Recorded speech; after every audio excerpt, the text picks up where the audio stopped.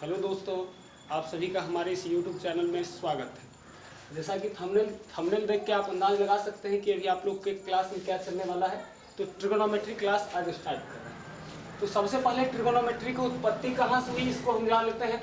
तो त्रिकोणमिति की सबसे पहले उत्पत्ति हमारे वैदिक काल से हुआ। कहाँ से हुआ?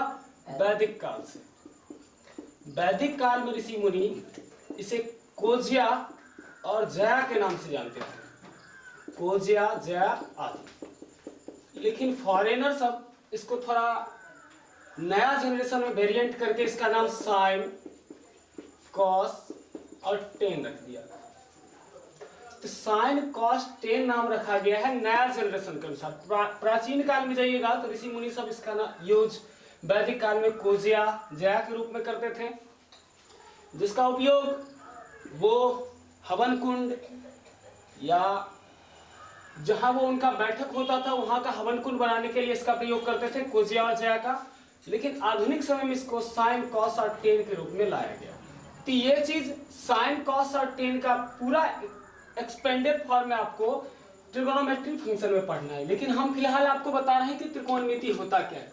तो सबसे पहले त्रिकोणमिति का मतलब हुआ त्रिकोण और मिति का मतलब हुआ माप। त्रिकोण का मतलब हुआ तीन कोण, इसका पूरा अर्थ हुआ तीन कोण, और मिति का अर्थ हुआ माप।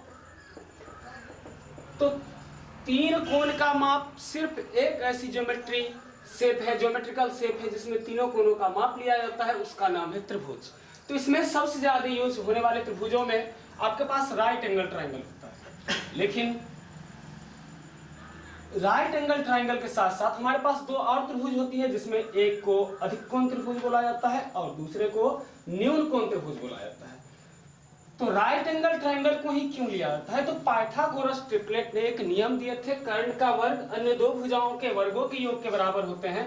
तो उसी नियम को पूर्णतः फॉलो करता है समकोण त्रिभुज। यदि हम समकोण त्रिभुज में इस कोण को एक सेकंड के लिए मान ले कि ये थीटा है, तो ये 90 डिग्री होगा और त्रिभुज के सम प्रॉपर्टी से इस कोण का माप हो जाएगा आपका 90 डिग्री माइनस थीटा।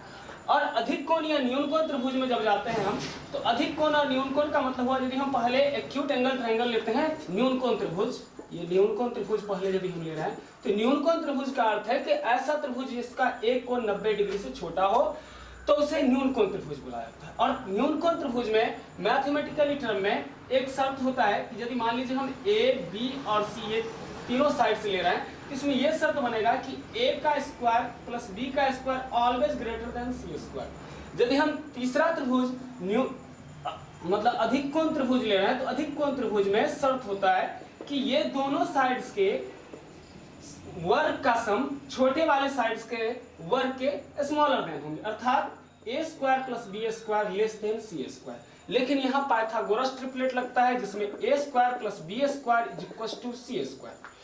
तो यहां से यदि हमारे पास a square plus b square बराबर a square plus b square is equal to c square आ रहा है, तो यहां से कहीं ना कहीं किसी न्यूमेरिकल वैल्यू, तीन न्यूमेरिकल वैल्यू के लिए ये पूरा नियम लाइक कर रहा है। तो इसके मतलब इसका डिटेल्स हम ज्योमेट्री में पढ़ेंगे, लेकिन त्रिकोणमिति में हल्का इसका यूज है, तो इसको बस इतना ही जानते हैं कि a square plus b square बराबर c स्क्वायर होता है। ये हो गया आपको न्यून कोण के लिए शर्त वाले कंसेप्ट का, ये हो गया अधिक कोण वाले त्रिभुज के लिए। तो इस पे कितना सवाल बन सकता है उस सब के बारे में थोड़ा चर्चा करते हैं।